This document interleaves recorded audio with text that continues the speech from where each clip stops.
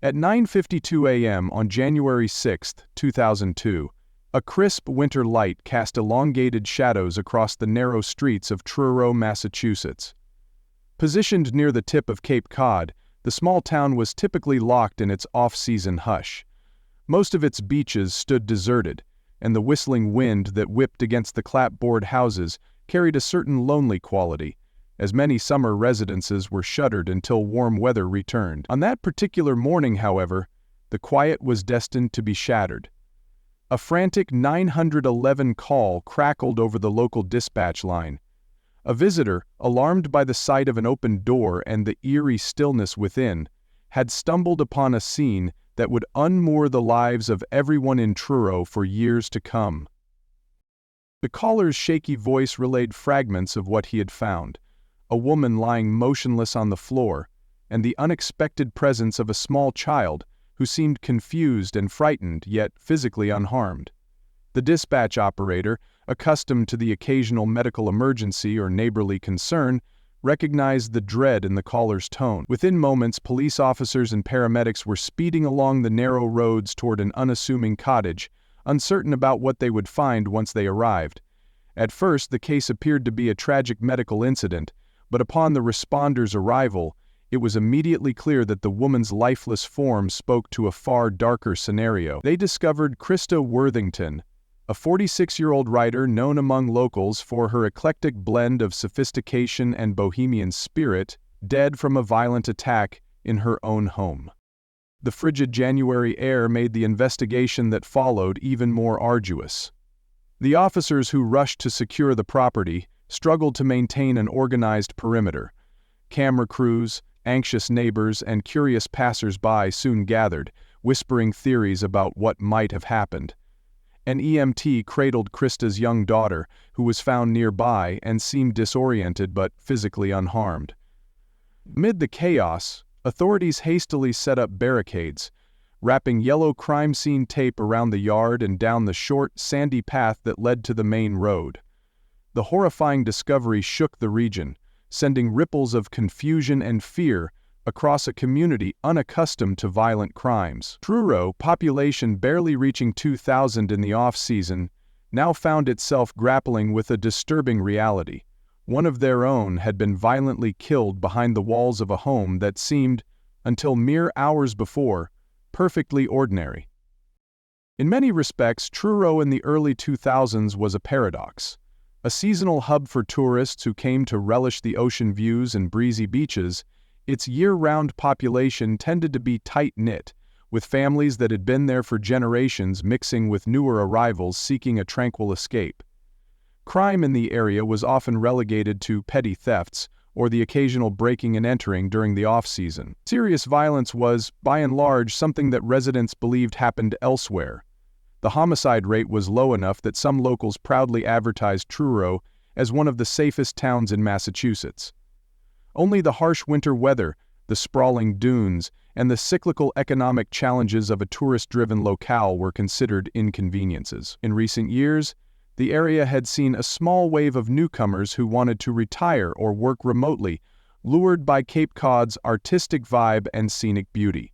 With Christa Worthington's death, Truro's veneer of security and neighborly trust was about to be tested in a way that would echo through the legal system, the media, and the lives of everyone who called this sliver of Cape Cod their home. For many, Christa had been a recognizable figure, someone who balanced an upscale Manhattan sensibility with a Cape Codder's relaxed approach to life. Her brutal killing struck a chord of vulnerability throughout the community, challenging assumptions that living by the water, far from urban sprawl, meant immunity from such unthinkable acts. The murder shattered illusions of safety, igniting fear and suspicion that would linger far beyond that cold January day. Neighbors who once left doors unlocked and waved warmly at strangers began eyeing each other with caution. Reporters arrived, cameras rolling, to capture the sense of shock in a place better known for lighthouses than for lurid headlines. The stage was set for a mystery that would unravel complicated questions about Christa's personal connections, the random or deliberate nature of the crime, and the deeper societal shifts that might allow such violence to occur in a presumably peaceful enclave. In the months and years ahead, the community would grapple with more than just a murder. They would be forced to confront their own biases, reconcile their trust in neighbors with the reality that one of them was capable of a harrowing act, and navigate the relentless media spotlight that turned their quiet coastal roads into a national spectacle. This is the story of Christa Worthington's life and untimely death, of the investigation that followed, and of the collective transformation that would define Truro's identity. Although justice would eventually be served by a jury's verdict, the tragedy remained imprinted on Cape Cod's consciousness, reminding everyone that even a world of salt-tinged breezes and picturesque vistas is not immune to violence. The day began without any remarkable forecast. Mid-30s temperatures, a thin layer of frost on the unpaved drives, and a stiff Atlantic wind rolling in under a pale gray sky. It was the kind of morning when locals donned heavy jackets and hurried indoors to keep warm. Around 9 a.m., a friend of Christa's stopped by to drop off a belated holiday gift, and noticed the front door standing ajar.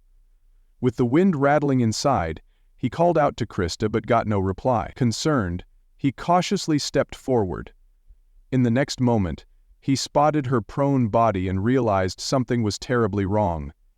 The wave of panic that overcame him was palpable, as he reached for his cell phone with trembling hands to dial 911. Meg turned her back on him, her eyes narrowing. One click, and then seconds, and then thirds. Dispatch records showed the first officer arrived on scene within 15 minutes. By 10:30 a.m., multiple units from the Barnstable County Sheriff's Office and local law enforcement had set up a temporary command post just beyond the edge of Christa's yard. The property's boundaries were quickly taped off, and officers questioned anyone within a few hundred-yard radius. Witness statements from neighbors indicated they had heard nothing unusual the night before. No screaming, no loud arguments, only the usual howling wind as a front moved through. The fact that Christa's 2.5-year-old daughter was found unharmed, but alone with her mother's body, upped the urgency for investigators.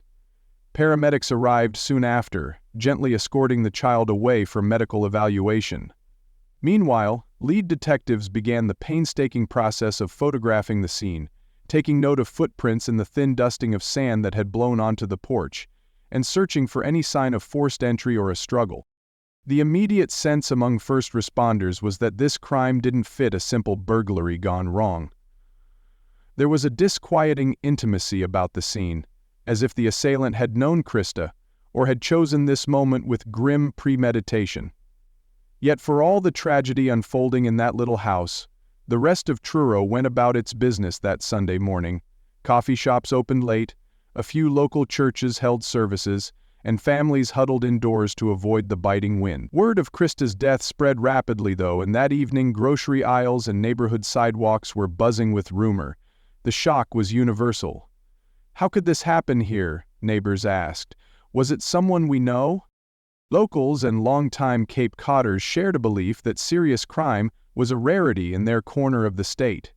Yes, the high-traffic tourist months brought occasional disturbances, but a murder, especially one so apparently ruthless, seemed almost unimaginable.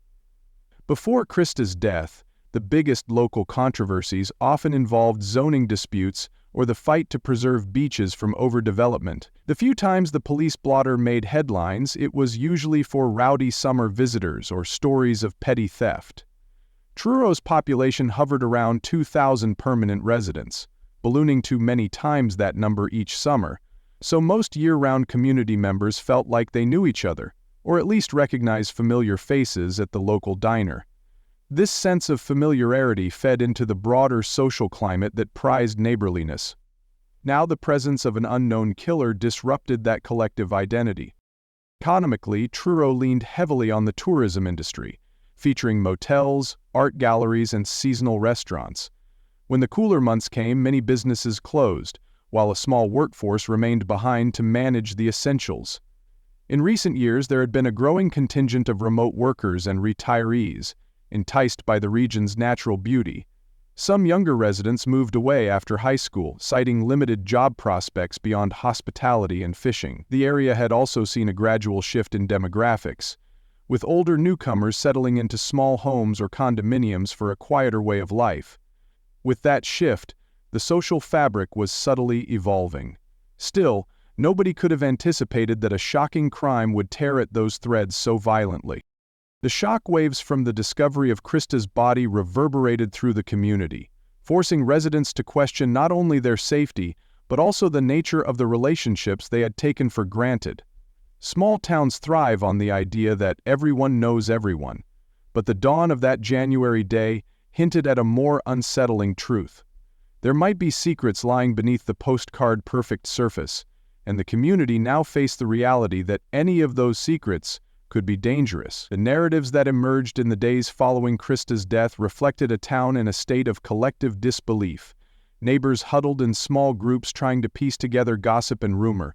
Local papers scrambled to provide updates, and the local police braced themselves for an investigation far more complicated than any they had handled before. In the swirl of unanswered questions stood Christa Worthington herself, a bright, independent woman with a curious mind and a life shaped by both Cape Cod charm and a cosmopolitan edge. She had been a daughter, a mother, a professional writer, and someone who existed at the intersection of small-town life and broader cultural horizons. The question that lingered in countless conversations was, who would want her dead, and why? The process of answering that question began with understanding who Christa was, her history, her social circles, her aspirations, her challenges, and how her final days had led her to a confrontation with lethal violence. Christa Worthington was born in 1955, and from the start she lived a life marked by contrasts. She grew up primarily in the Boston area, but her roots on Cape Cod were strong, largely through family ties that stretched back to her grandparents. As she approached her teenage years, Christa exhibited a keen intelligence and a love for creative expression. She wasn't particularly tall, standing around 5'4" with an angular, striking face, and she carried herself with a sense of poise that made her seem taller in many social situations. She cultivated a style that blended an almost bohemian approach with classic New England touches. This blend was apparent in her clothing choices, her reading interests, and even her interior decorating tastes, which ran from bold contemporary pieces to cherished family heirlooms. Raised in a household that valued education, Christa showed an aptitude for languages and writing. She graduated from a private high school that encouraged its students to explore academically rigorous courses alongside the arts. Her curiosity about literature and fashion led her to continue her studies at a prestigious college, variously reported as Vassar or a comparable liberal arts institution, where she majored in English with a minor in art history. Friends from her college years described her as adventurous, charming, and determined to forge her own path. Even then, she dreamed of writing for top magazines and perhaps penning a novel or a film script. Upon graduation in the late 1970s, Christa moved to New York City, believing it to be the epicenter of publishing, fashion, and cultural trends.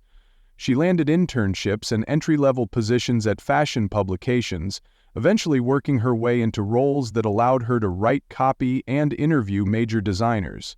Her early articles focused on style trends, cultural critiques, and personal essays that combined wit with a perceptive eye.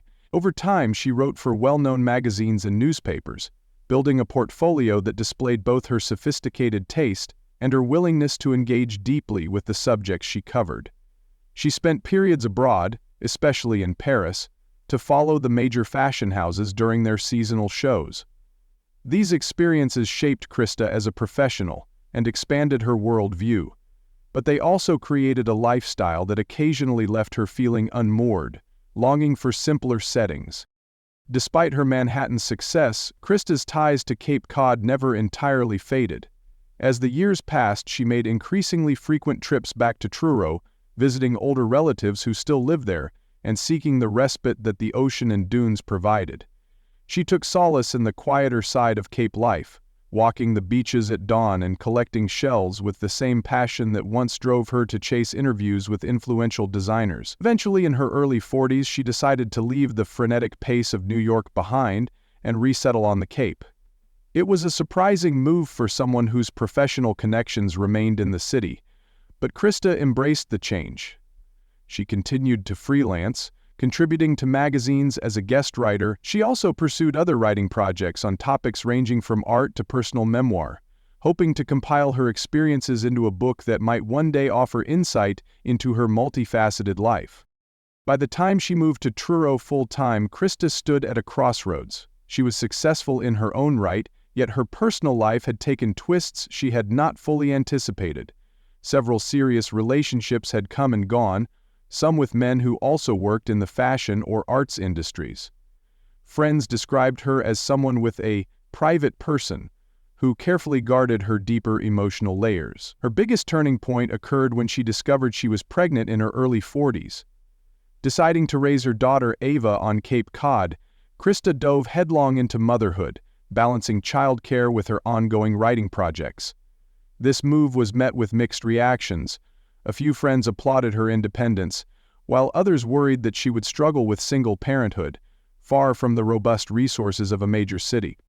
In Truro, she established a modest but comfortable home, close enough to the shoreline that she could hear the waves on quiet nights. The house, though not overly large, reflected her eclectic tastes: airy rooms filled with shelves of art books, vintage clothing racks, and modern furnishings offset by rustic Cape Cod touches. She occasionally hosted small gatherings, inviting locals, old friends from Boston or New York, and the occasional neighbor, yet she remained protective of her privacy, limiting the number of guests who truly saw the deeper aspects of her life. One corner of her living room served as a makeshift office, where file folders and half-completed manuscripts jostled for space on a wooden desk. Christa's day-to-day existence reflected both the ills and the hardships of living in a remote coastal community. She often began her mornings with a walk along the shore, pushing Ava's stroller in warmer months, or bundling her daughter up in winter gear when the ocean winds turned sharp. She also strolled through Truro's quiet Main Street, or drove to neighboring towns for errands and playdates.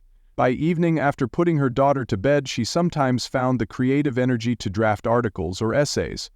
Colleagues in New York might receive her emails at odd hours, a testament to her balancing act between writing and parenting. Family members described Christa as intense yet loving.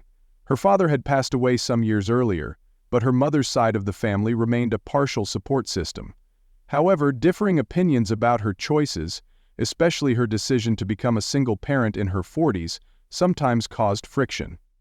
Christa, fiercely independent, did not seek or accept assistance easily, preferring to rely on her own efforts, occasional babysitters, and a close circle of trusted friends. Her romance with Ava's father, who lived elsewhere, never solidified into a partnership.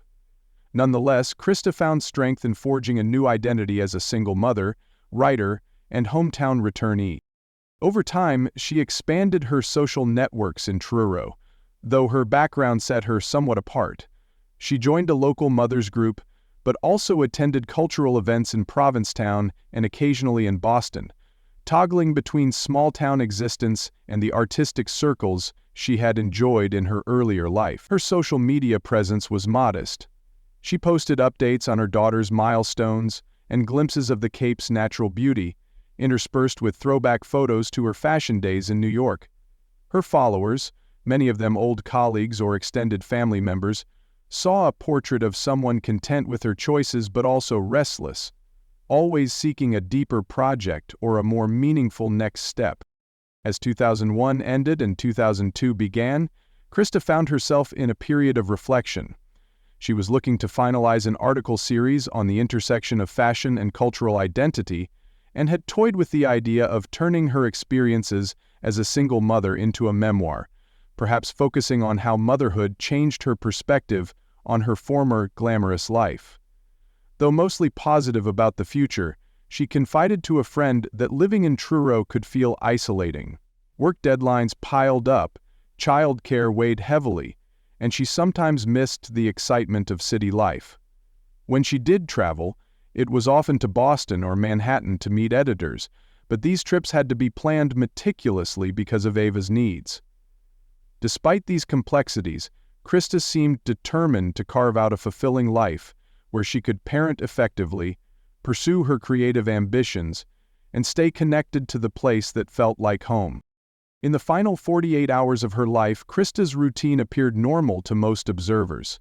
She took Ava for a quick grocery run on the afternoon of January 4, chatting with a store cashier who later recalled how cheerful Christa seemed. Later that evening, she made a phone call to a friend in Boston, discussing a potential collaboration with a local Cape Cod publication that wanted a feature on emerging fashion designers who found inspiration in coastal living. On January 5, she stayed in for most of the day, corresponding via email with an editor in New York. Cell phone records show she exchanged several texts with a neighbor about possibly sharing babysitting arrangements in the coming week. That evening, around 7 p.m., a different friend attempted to reach her but received no answer. The friend left a voicemail, unaware that this would become part of a tragic timeline. As far as is known, Christa did not post any further messages on social media, nor did she use her credit card in those final hours. If she had visitors, no one reported seeing them, and her home phone records show no incoming or outgoing calls after approximately 8 p.m. on January 5. The weather remained chilly, with high winds, but there was no significant storm that might have kept her from contacting others. It appeared that sometime late that evening, or in the early hours of January 6, she fell victim to an attacker. Whoever came to her house may have approached quietly, perhaps known to Christa, or perhaps not. The specific details of that final encounter remain a dark void, only partially illuminated by the forensic evidence found at the scene. In the days leading up to her death, Christa's mental state seemed mostly stable, though tinged with fatigue. She was juggling freelance assignments and single parenthood. In a conversation with a former colleague, she mentioned feeling stressed by deadlines but also excited by upcoming projects. Financially, she was comfortable, having saved a bit from her more lucrative days in New York, and she managed to keep expenses low in Truro. No recent arguments or overt threats had surfaced, at least not according to those who knew her. If she harbored secret worries or felt a mounting tension in her life, it wasn't apparent to her close friends. Yet those who later reflected on this period wonder if Christa had encountered some conflict she never disclosed, or if her mind had been preoccupied by an issue she planned to handle in her own private way.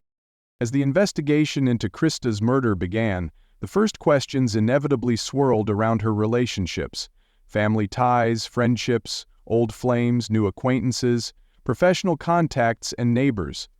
Over the ensuing weeks, the puzzle would grow more complex, revealing layers to Christa's social world that many in Truro had never suspected. From well-known local families to the seasonal workers who came and went as the tourist trade waxed and waned, countless individuals were scrutinized in the attempt to find who might have had motive or opportunity to cause her harm. Yet behind every scrap of evidence, every witness statement, and every rumor, lay the figure of Christa Worthington, a mother and writer whose life story seemed to culminate in a collision between aspiration and tragedy.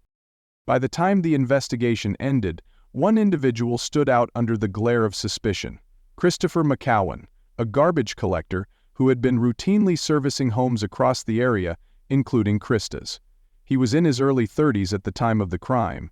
Physically, he was described as tall, muscular, and capable of handling the physical demands of his job. In the immediate aftermath of Christa's death, McCowen was not at the forefront of speculation, as many believed the killer to be someone intimately known to her. But months and even years of detective work, forensic testing, and shifting witness stories gradually tilted the spotlight in his direction. McCowen's background was not deeply anchored in Truro's generational lineage. He hailed from a different part of Massachusetts, and his family history was marked by upheavals. Raised partly by relatives, partly in foster situations, he grew up in challenging circumstances that included financial strain, inconsistent schooling, and occasional brushes with law enforcement in his teenage years. Nothing in his record indicated the potential for the shocking violence that befell Christa Worthington, though.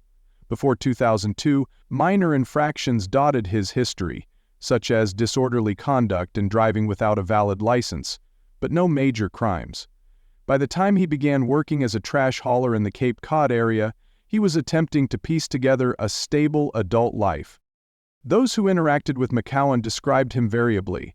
Some said he was friendly, a big talker who enjoyed jokes and banter. Others found him somewhat guarded, especially about his personal life. He was known to frequent certain bars on the weekends, occasionally leading to rumors of heavy drinking. While not considered a local, he'd established a decent rapport with neighbors on his routes. During depositions and interviews, individuals from those communities stated he often offered to help move large items or pick up extra bags if residents needed assistance. On the surface, he blended into the background of daily life in Truro. The dependable trash guy who arrived at dawn, tossed plastic bins into the truck, and disappeared down the road. A deeper look at his life in the months leading up to the crime revealed some stressors. His finances were precarious, and he sometimes borrowed money from acquaintances. He was also dealing with a shaky romantic relationship. According to a few close friends, McCowen occasionally vented about feeling stuck, frustrated at not having better job prospects or the means to leave Cape Cod for a place with greater opportunity. While it remains unclear if these tensions contributed directly to his involvement in Christa's murder, investigators later pieced together a timeline that placed him in the general vicinity of her home on multiple occasions around the time of her death. Psychologically, the portrait that emerged of McCowen during the trial was that of a man grappling with anger management issues beneath a largely affable exterior. While no formal mental health diagnosis dominated the narrative, prosecutors, defense attorneys, and expert witnesses put forward an array of interpretations. Some suggested that the stress he was under, combined with alcohol use, could have led to impulsive acts. Others posited a scenario in which a chance encounter escalated beyond control. In the realm of prior incidents, no glaring red flags pointed unequivocally to homicide, but there were hints of domestic conflicts, bar fights, and simmering resentments that, if triggered, might lead to violence. Neighbors who had seen him near Christa's house described their interactions as unremarkable, exchanging small talk or exchanging a friendly wave. Yet beneath the outward normalcy, something within McCowen might have been shifting, particularly as he navigated a life that felt stagnant. Without a stable family structure or a clear support network, he sometimes drifted socially, forming loose friendships or casual acquaintances. Investigators would later comb through his phone records, text messages, and employment logs in a search for any sign of meticulous planning. The lack of obvious premeditation added to the puzzle. If McCowen was responsible, had he made a spur-of-the-moment decision based on an argument or some unspoken tension? Professionally, McCowen's job gave him a legitimate reason to be around Christa's property. He was part of a team that routinely collected trash from neighborhoods in Truro. The logic of that routine allowed him to blend in without drawing suspicion. When analyzing early warning signs, some bystanders pointed out subtle changes in his demeanor. Perhaps he appeared more agitated in the weeks prior, or maybe he made offhand comments about certain local residents. However, these observations were largely subjective, recounted after the fact. In hindsight, people often retroactively interpret behaviors to match shocking outcomes. The question remained whether any real evidence connected him to Christa's death beyond mere circumstance. It would take substantial forensic analysis, particularly DNA evidence found on Christa and at the crime scene, to implicate McCowen as a prime suspect. Once that evidence came to light, the narrative took on a new dimension. Investigators began to examine whether McCowen had planned the attack. Had he observed Christa's routines and known she would be alone that night? Or did he arrive for a reason unrelated to violence, only to find himself in a tense confrontation that ended in murder? The final picture, incomplete yet persuasive enough for a conviction, suggested a blend of opportunity, proximity, and a possibly explosive personal encounter. Still, the precise nature of McCowen's psychological state at the moment of the crime remains murky, overshadowed by the weight of the evidence that would eventually be presented in court. By the time McCowen stood trial, many in the community had formed strong opinions, some certain of his guilt, others believing he was an easy scapegoat. Rumors persisted about alternative suspects, perhaps a wealthy ex-lover of Christa's who harbored jealousy, or a local with a personal grudge. In small towns where everyone knows someone who knows someone else, a tragedy like Christa's murder leaves behind a swirl of conjecture, fueled by both real information and unchecked gossip. Yet, as the legal proceedings later revealed, the connections, DNA, timeline consistency, and contradictory statements created a compelling narrative that pointed to McCowen. Investigators and psychologists who participated in the process noted that McCowen's criminal evolution, if it could be termed that, didn't follow a classic pattern of escalating violence. He hadn't graduated from petty crimes to assault and then to murder in a clear linear path. Instead, it appeared there might have been an underlying volatility to his temperament, a capacity for sudden aggression that was never fully addressed. A few minor run-ins with law enforcement might have hinted at deeper anger issues, but no clear meltdown or documented violent offenses preceded his alleged involvement in Christa's homicide. Nonetheless, the tragic result of that January night in 2002 stands as a catastrophic manifestation of whatever unresolved emotional or situational pressures shaped McCowen's decisions. The final weeks leading up to the crime offered only oblique clues about his intentions. Witnesses who saw him before Christa's death reported no overt changes in his habits. He still collected trash at sunrise, visited the same local bars on weekends, and returned to his modest apartment at night. He had not recently purchased a gun or displayed an unusual fascination with violent content. If any thorough planning occurred, it blended seamlessly into his daily routine. More likely, as the prosecution would later argue, something in his interaction with Christa triggered a sudden and extreme reaction, culminating in a brutal assault. Whether that trigger was personal, sexual, or spurred by a heated argument remains the core enigma. In the end, the evidence presented in court was enough to persuade a jury beyond a reasonable doubt. On paper, the crime itself seemed jarringly stark for such a quiet area. Yet the dynamics of small-town life, with its paradoxical sense of closeness and isolation, might have provided the combustible elements needed for violence. Christa, a worldly writer with a creative spark, was forging a life in a place that had shaped her from childhood, while McCowen, an outsider navigating his own challenges, found himself in the same orbit. Their worlds intersected, one a homeowner seeking to establish a peaceful family life, and the other a service worker perhaps longing for a different fate. Under the cover of a Cape Cod winter night, that intersection became lethal. Examining the days and weeks before Christa's death reveals no glaring, singular trigger event. Instead, each participant in the tragedy brought a unique constellation of pressures and desires to the fateful moment. Christa wrestled with career deadlines and single parenthood. McCowen contended with financial strain and emotional unrest. Did they exchange words that triggered a clash? Did a mundane encounter spiral out of control? Such questions can only be partially answered by the forensic and testimonial evidence. Still, understanding the background of both victim and perpetrator provides a crucial lens through which we can comprehend how the crime came to pass. On the evening of January 5, 2002, a quiet settled over Christa's neighborhood. No major gatherings were planned, no local events drew crowds. The winter doldrums had set in, with most residents content to stay indoors. Sometime after dusk, Christa likely put Ava to bed. Maybe she brewed tea and sat at her desk, polishing a pitch for her next article. The phone was silent. Outside, the wind carried the distant roar of the Atlantic. If there was a knock on her door, Christa might have answered it without alarm, perhaps recognizing a known face. If a stranger arrived, she might have been wary, but the timeline suggests she had no chance to call for help or flee.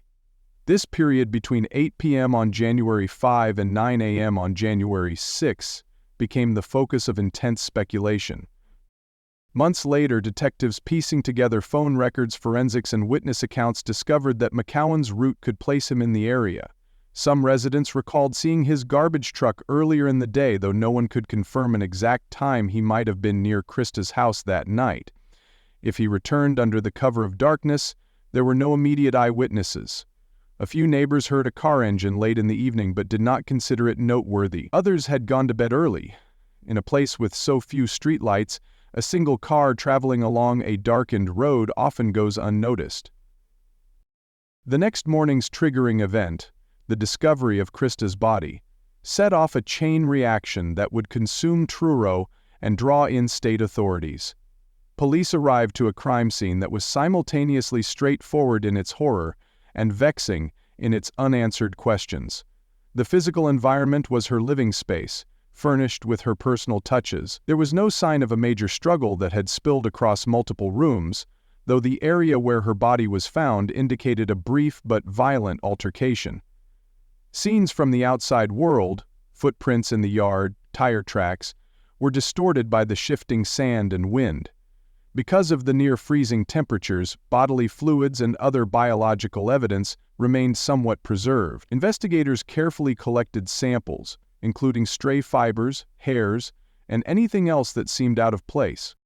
Detectives meticulously reconstructed how an intruder might have entered. The back door showed signs it may have been left unlocked or was opened with minimal force. The front door was discovered ajar by Christa's friend that morning, suggesting the perpetrator left in haste or did not bother to conceal his actions. Forensic teams measured the trajectory of footprints, took note of scuff marks, and bagged potential evidence. Little in the way of theft was evident. Christa's wallet and purse were found inside, albeit in disarray, as though rummaged through. This detail could indicate a robbery gone wrong or a staged attempt to confuse investigators. Crucially, the medical examiner's preliminary assessment suggested Christa died from stab wounds. This pointed to a close-range, personal attack rather than a shooting from a distance. The location of the wounds spoke to a possible rage or a desperate struggle. Despite the grim scene, no conclusive sign of forced entry or significant property damage raised the possibility that Christa knew her assailant, or that the person gained access under some pretense of familiarity. At the same time, the raw physical evidence, blood spatter patterns, a few scattered hairs that did not match Christa's, and potential DNA samples left behind, held the promise of revealing the killer's identity once testing was complete.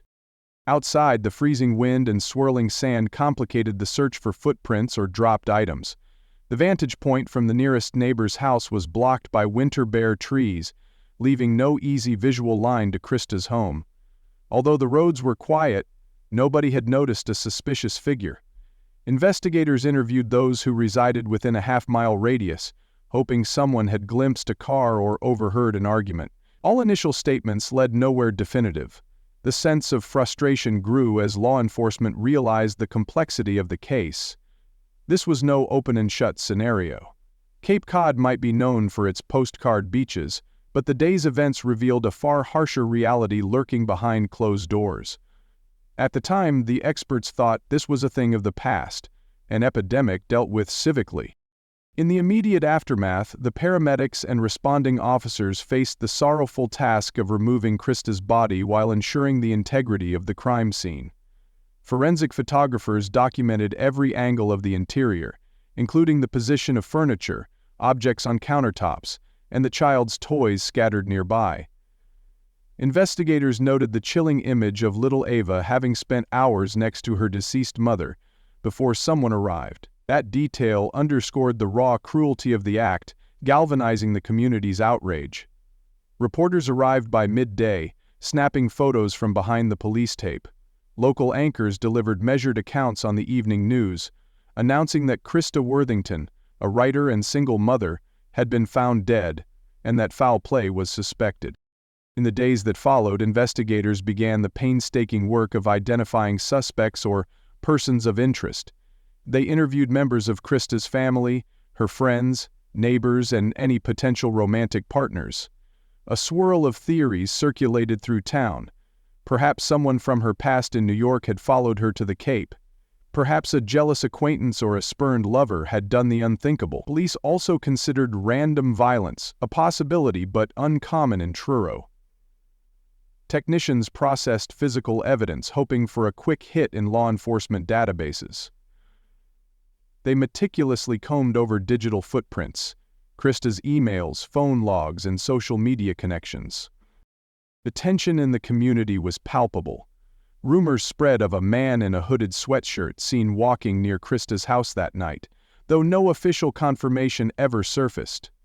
The local newspaper ran a series of articles calling for vigilance and encouraging anyone with information to come forward. Truro residents locked their doors. Suspicious glances replaced friendly nods, and speculation about who the killer might be wove its way into every casual conversation at the market or post office.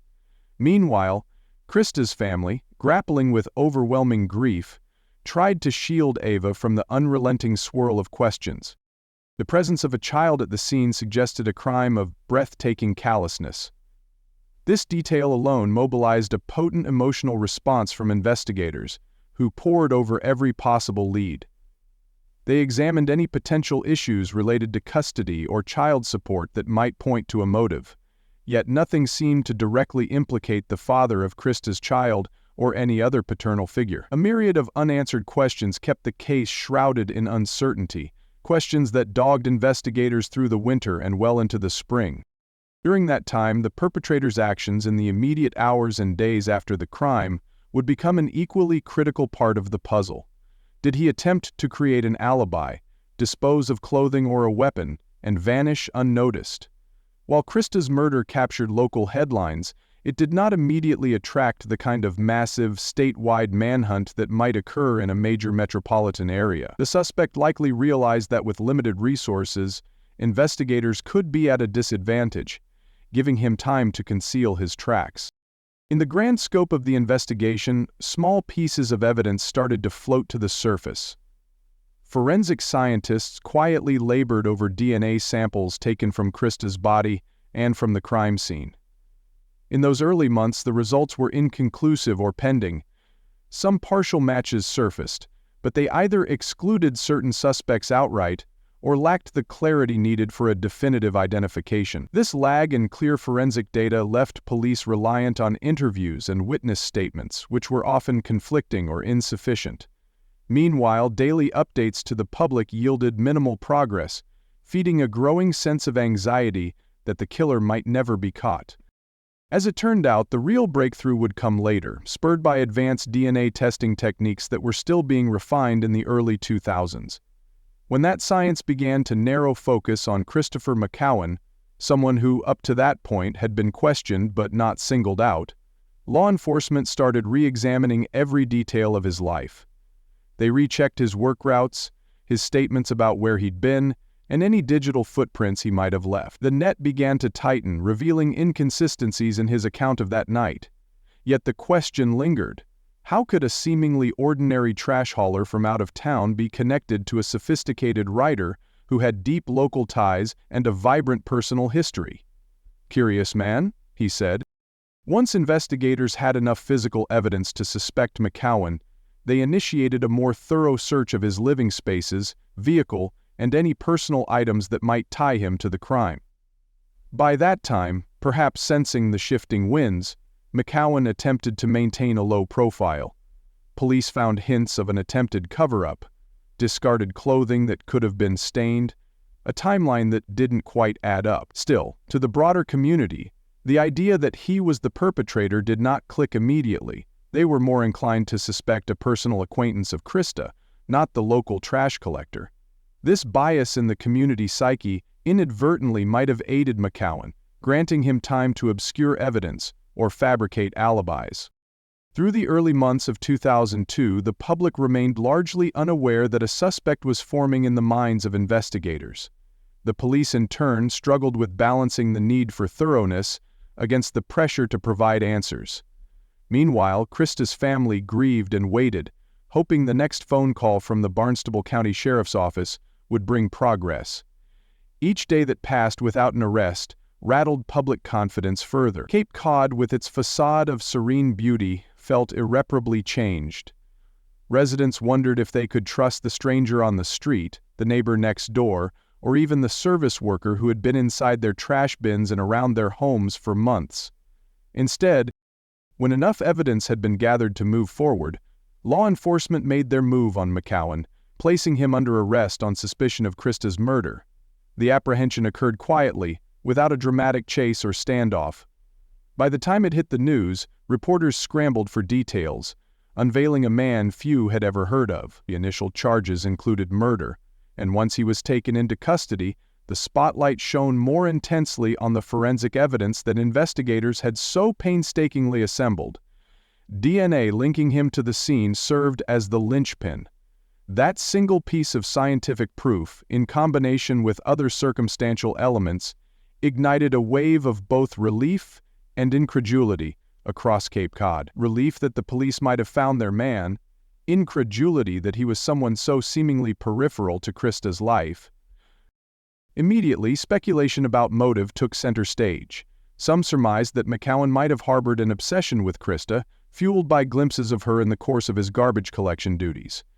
Others guessed that a confrontation over something trivial escalated to violence. Regardless of the impetus, the discovery of his DNA at the scene overshadowed any alternative suspect theories.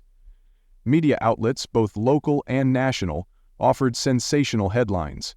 Cape Cod killer arrested. Cornerstone of DNA ties trash collector to writer's death, and so forth. The coverage, while vital to the public's right to know, also fed the rumor mill. Commentators in talk shows debated the reliability of forensic evidence, the possibility of racial bias, since McCowen was African American in a predominantly white community, and the broader cultural subtext of a high-profile murder in a place best known for tourist getaways. In the first 48 hours after the arrest, the investigation team focused on securing every piece of evidence that could bolster their case. They sought additional warrants to examine McCowen's phone records more closely, re-interviewed associates and neighbors, and collected potential supporting evidence from his residence and vehicle. Meanwhile, Christa's family and her close friends convened in sorrowful relief. Perhaps now, after months of apprehension and heartbreak, the path to justice had cleared. Ava, still too young to grasp the complexities, remained in the care of family, who vowed to protect her from the darkest details of her mother's fate. As the legal machine revved into gear, the next steps involved building a prosecutorial strategy that could hold up in court. For months, investigators and prosecutors meticulously organized their findings, comparing them with any defense arguments that might arise. Everyone knew the case would hinge on forensic data, specifically the DNA that placed McCowen at the scene and the interpretation of how that DNA ended up there. The prosecution's story was that McCowen attacked Christa, possibly in a sexual context, then killed her. The defense would argue that any encounter could have been consensual, or that the DNA was transferred via another medium. They might claim his confession, if indeed he provided one, was coerced or misunderstood. The why remained murky. But in the eyes of the law, establishing the who was the immediate priority. With McCowen in custody, investigators delved deeper into the forensic results. DNA from semen found on Christa's body matched McCowen with a high degree of certainty. Additional traces of his DNA were recovered from items in her home. A partial print that might match his shoe was found near the threshold. Individually, these points could be explained, but together they formed a significant body of evidence. Experts in forensic science lined up to validate the chain of custody and the reliability of the testing methods. Blood spatter analysis and a reconstruction of the scene suggested a confrontation, supporting the prosecution's narrative that there was no peaceful interaction between the two. Outside the technical realms, police gleaned more context from interviews. Some who knew McCowen reported subtle references he made about seeing nice things in the houses where he collected trash. A few recounted that he had spoken of Christa as that fancy writer lady, implying he took note of her. No direct threats were documented, but the picture emerged of a man who harbored resentment toward a world of privilege he felt excluded from. Coupled with his own frustrations and potential intoxication or emotional volatility, investigators hypothesized it became a recipe for a sudden, lethal outburst. As the complicated, evidence-rich investigation reached its conclusion, the district attorney's office prepared to file formal charges. Under Massachusetts law, first-degree murder convictions could lead to life imprisonment without parole. The arrest and charging phase in this case would create a stir, not just in Truro, but also across New England. Journalists rushed to capture comments from the prosecution, the defense, and Christa's family. The hush of a Cape Cod winter gave way to the clamor of pre-trial hearings, bail discussions, and media speculation. In the pre-trial phase, McCowen's legal team sought to challenge the admissibility of certain evidence and filed motions for alternative theories, including suggestions that investigators had rushed to judgment. They tried to have the DNA analysis questioned, pointing to potential contamination. However, the prosecution insisted that the collection and testing processes were by the book. They brought in their chain of custody documentation, lab technicians, and noted forensic experts. Motions to suppress certain statements made by McCowen were also filed. The defense argued that his constitutional rights were possibly violated, that he was misled during interrogation, or that he was under duress. Judges meticulously reviewed the case, making rulings on what would be presented to the jury. The question of bail never truly arose for such a serious charge. McCowen was held in custody from the time of his arrest, and the community breathed a hesitant sigh of relief. With a suspect behind bars, the sense of random fear subsided, although many folks still locked their doors and remained wary. The legal lead-up to the trial dragged on for months, as both sides assembled their lists of witnesses. The defense subpoenaed friends of Christa's, local residents, and even out-of-state acquaintances in a bid to discover alternative leads. They pointed to rumors of other suspects, wealthy acquaintances, ex-partners, mysterious visitors. The swirl of speculation that had enveloped Truro became fodder for a potential defense strategy. As jury selection began, the profile of the case rose further. The media swarmed Barnstable's Superior Court, capturing sound bites from prospective jurors who worried about whether they could remain impartial amid the intense coverage. The judge attempted to control the courtroom environment, sequestering the jury when necessary and limiting the presence of cameras. Analysts on television dissected every piece of information: the roles of race, class, and power in a small community, the reliability of DNA evidence, and the challenges of ensuring a fair trial in a region still grappling with the memory of the crime. By the time opening statements were given, the public was primed for a trial that would either confirm the official narrative or unearth new questions. The prosecution's presentation was methodical. First came the opening statements, where the lead prosecutor painted a vivid picture of Christa's life and the last hours she was believed to have lived. Jurors learned of the small details: the groceries she bought, the emails she sent, the innocence of her sleeping daughter. Then came the forensic avalanche. DNA analysts testified that the match between McCowen's genetic profile and the samples from Christa's body were near definitive. Crime scene technicians demonstrated with diagrams and photographs how the footprints aligned with his shoe size, how the position of certain items indicated a struggle, and how the partial bloody fingerprint, though not crystal clear, corresponded with McCowen's known markers. Witness testimony from neighbors established that McCowen had been seen in the vicinity, though not necessarily on the night of the murder. A few people, uncertain or fearful, offered vague recollections that he had made them uneasy. Medical examiners took the stand to explain Christa's injuries, concluding they were consistent with a sudden, close-range attack. They carefully avoided graphic imagery, but the facts alone carried sufficient emotional weight. The prosecution hammered home the narrative of a man who likely entered under false pretenses, confronted Christa violently, and left her to die on the floor, her child to wander alone.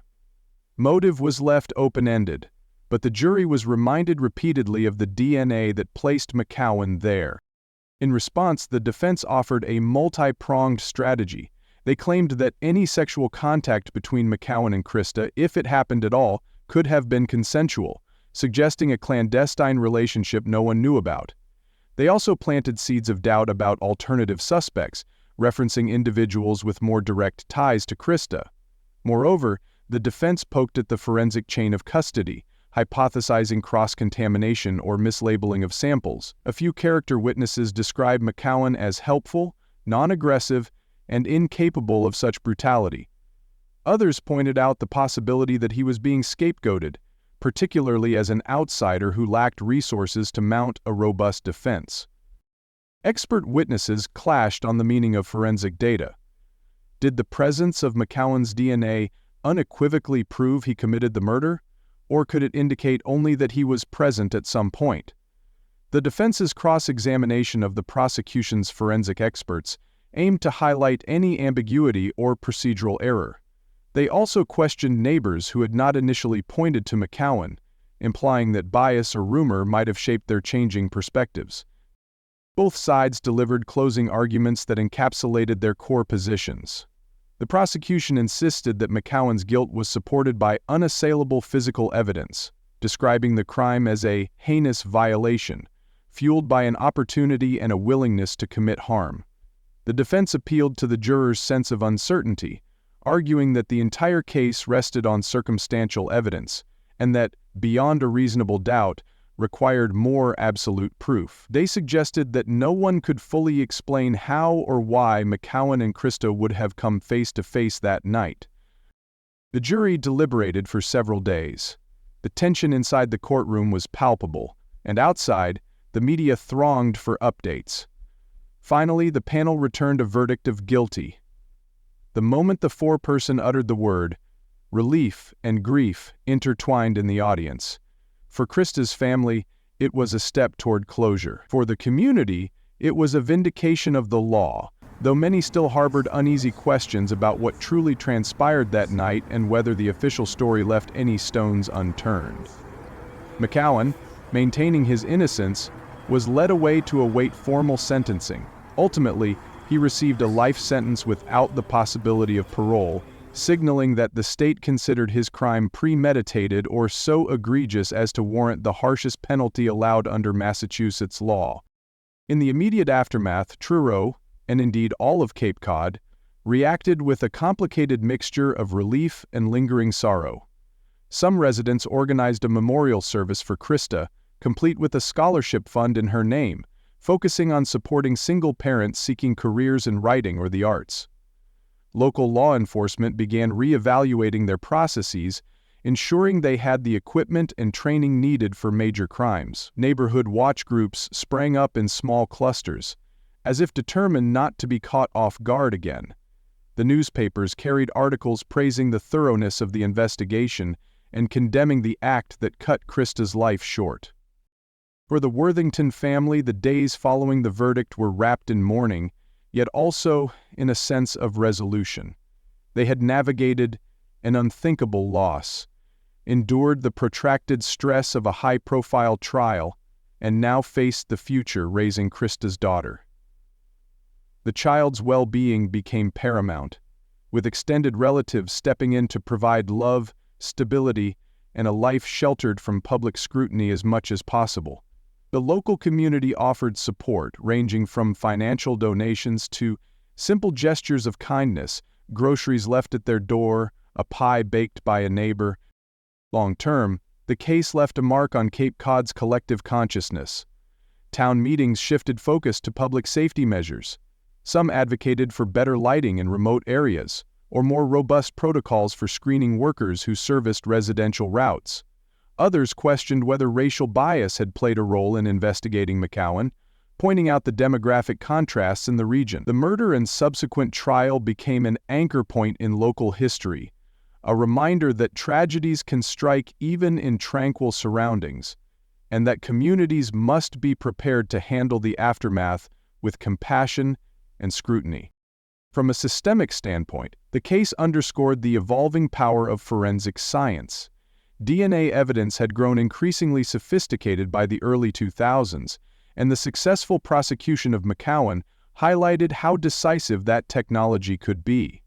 Observers in the legal field pointed to Christa Worthington's murder as an example of how smaller police departments, when working collaboratively with state agencies, could solve complex cases, even years after the initial crime. Likewise, the case became a talking point in discussions of how the media covers violent crime in tourist destinations, with critics accusing some outlets of sensationalizing the story for national audiences, hungry for lurid details about a well-heeled victim and her alleged working-class assailant.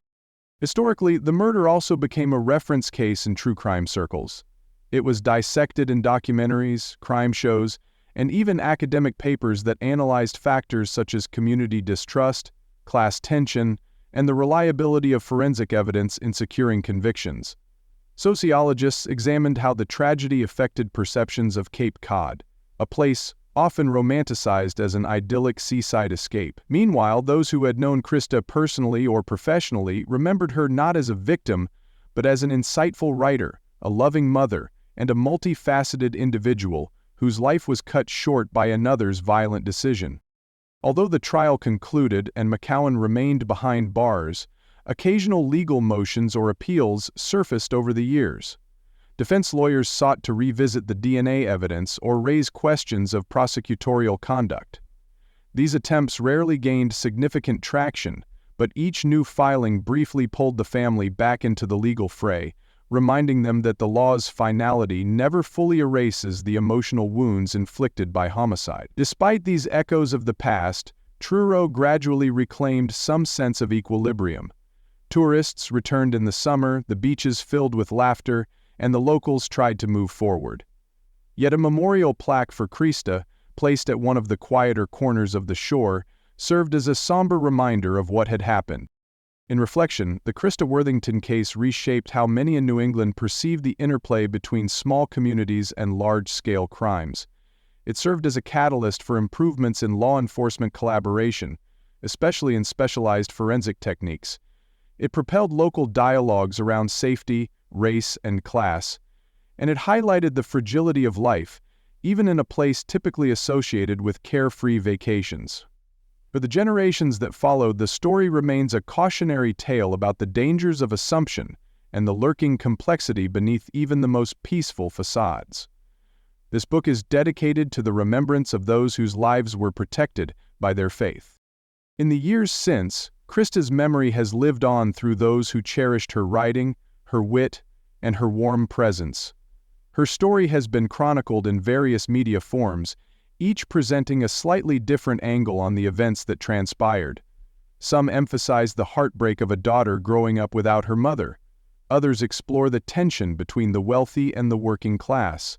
Still others focus on the triumph of forensic science. Yet no coverage can fully capture the personal grief that enveloped the Worthington family, nor the tangible fear that rippled through Truro's tight-knit streets. As we look back on the tragic sequence of events, we see a community forever changed.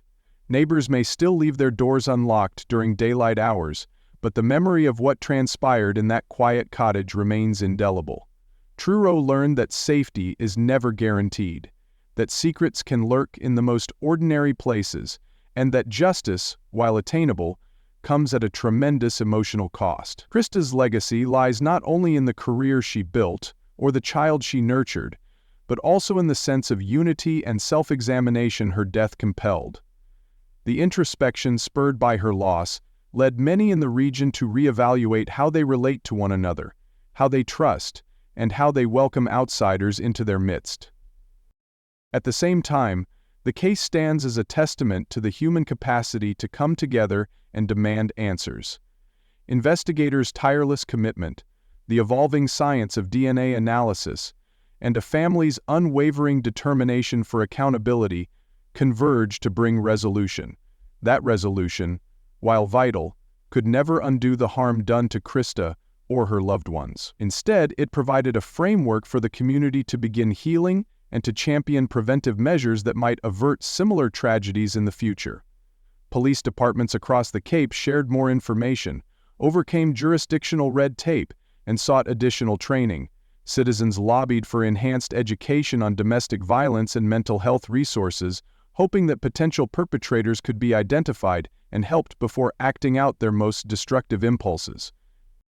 Although the conversation around Christa's murder often highlights the tension between the victim's upper-middle-class background and the perpetrator's more modest standing, it is more deeply about how two lives can intersect catastrophically under the right and terrible circumstances. Ultimately, any attempt to place blame on social structures alone falls short of explaining the brutality of her death. What remains is an individual choice that forever altered countless lives. In that choice lies a lesson about how precariously our fates can turn, how isolation and frustration can combust into violence, and how illusions of invulnerability can be shattered in a single night. Today, Christa's story endures, quietly woven into the Cape's cultural fabric. Locals still talk about it on the anniversaries of her passing. Newer residents, perhaps drawn by the same scenic allure that once brought Christa home, learn of the crime through hushed anecdotes or local lore. They discover that behind the quaint galleries and windswept beaches lies a narrative of sorrow and resilience. For some, it serves as a sobering introduction to the complexities of small-town life, reminding them that darkness can exist in any locale, no matter how picturesque. For others, it underscores the power of community when it mobilizes in pursuit of truth. And in the end, despite the heartbreak that permeates the story, Christa Worthington remains more than just a victim of crime. She was a vibrant mother, a talented writer, a woman of many dimensions, who chose to raise a daughter by the ocean she had always loved. Her final chapter, though unimaginably tragic, does not negate the richness of her 46 years. She left behind a network of friends and a family who honor her memory in myriad ways. Scholarship funds, memorial gatherings, and private remembrances all speak to the enduring imprint she made on those who knew her best. They also serve as a beacon of hope that, from tragedy, healing and transformation can emerge. In a broader sense, the Christa Worthington case represents a vital reminder.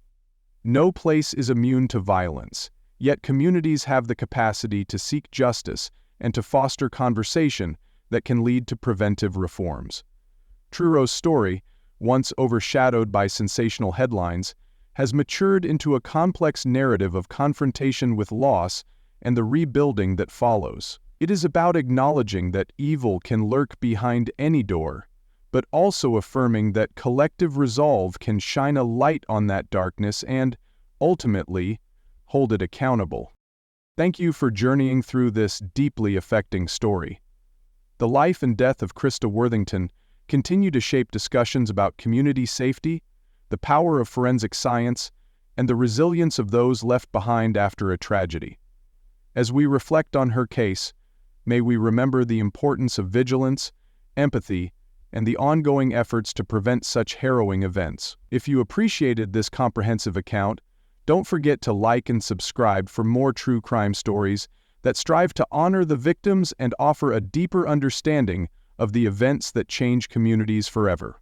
Feel free to comment with your thoughts or questions, and if you're interested in exploring cases with similarly complex investigations, consider looking into the disappearance of Maura Murray or the murder of Martha Moxley. Each contains its own array of lessons and lingering mysteries. Through open dialogue and shared knowledge, we can hope to better understand the world we inhabit and work toward preventing such tragedies in the future.